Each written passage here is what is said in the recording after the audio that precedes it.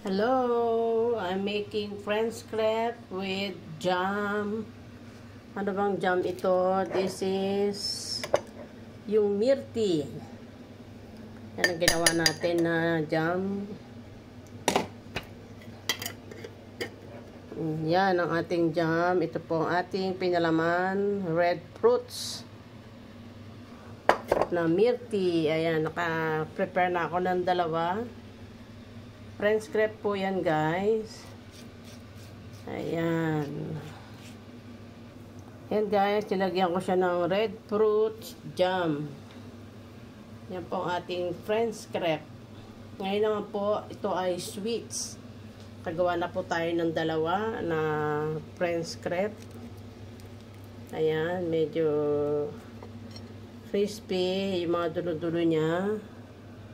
So, this is our French crepe with myrti jam. Yan. Translate ko na lang kung ano yung prutas na to. Red fruits na jam or marmalade. Ayan. Tutupin natin. Ayan. Tutupin natin siya. Ayan. Ayan. So, ready na siya. Ibibigay ko sa asawa ko kasi siya nag-request ng French crepe. Ibigay ko siya rito. Tatlo, I love you. Ayan. Para sa kanya yan. Tatlo, I love you. That's my French crepe with myrti jam. Yan. Yummy. Pakita ko yung aking mga, yung isa. Yung ginawa ko. Yan guys, yung mix na kung tawagin ay pot ng crepe. Para po mas masarap, nilagyan ko po siya guys ng lemon zest. Lemon zest. Lalagyan ng lemon zest. Para mas masarap.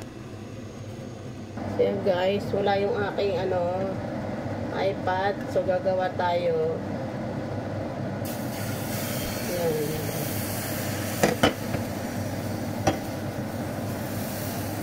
Ayan. Meron akong lutuan ng French crepe. Kaya lang, tinatamad ako.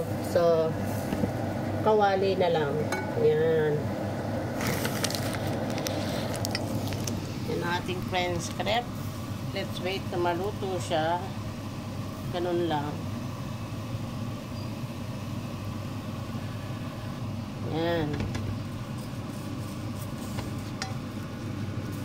Kailangan spatula para mas madali matanggal.